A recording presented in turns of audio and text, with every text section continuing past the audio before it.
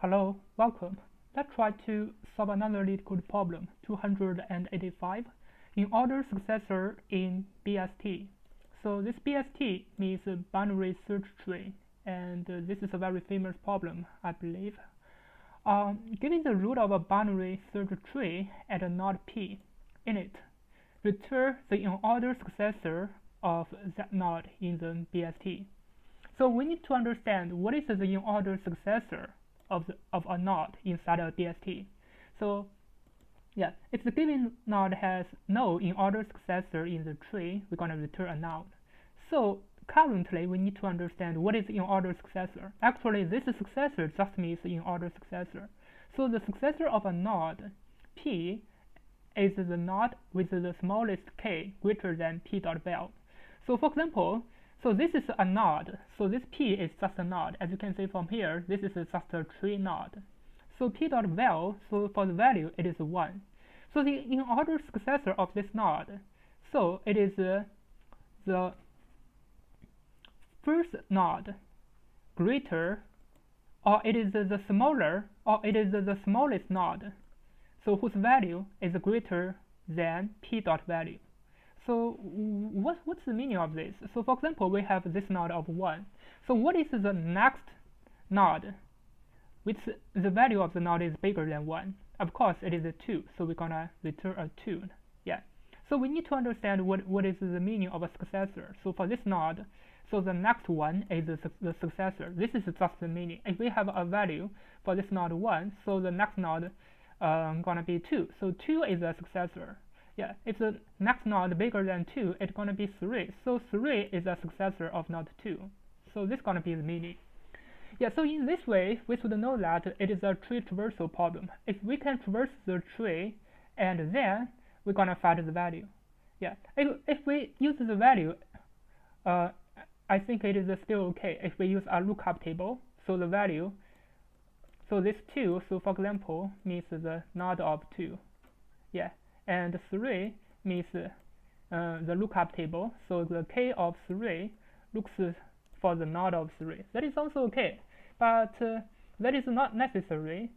Basically, we don't need to sort the array because the inorder traversal of the array has already been sorted.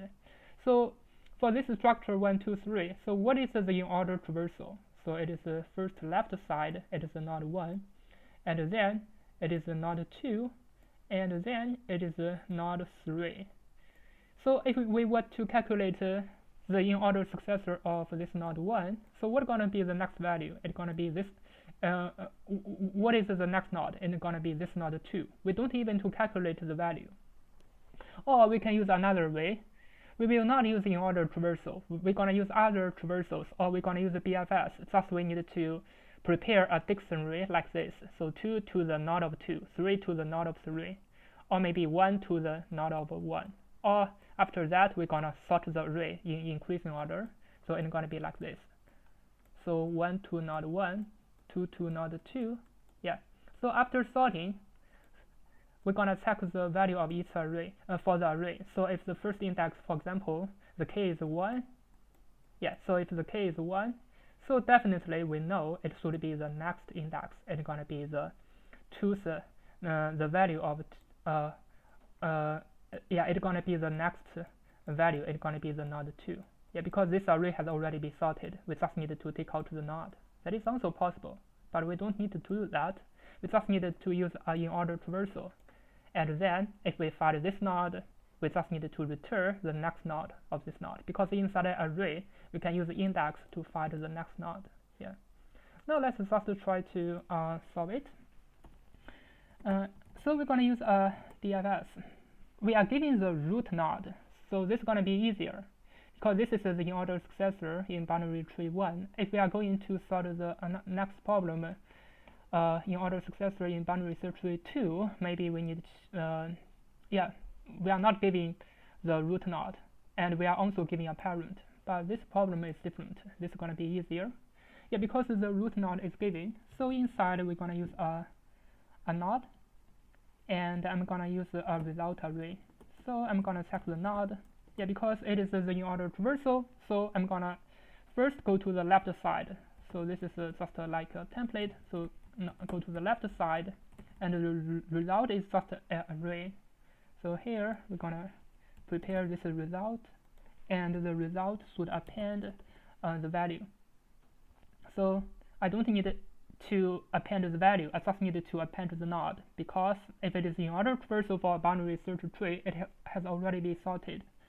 So I just need to append the node, and then go to the DFS with node.write with result.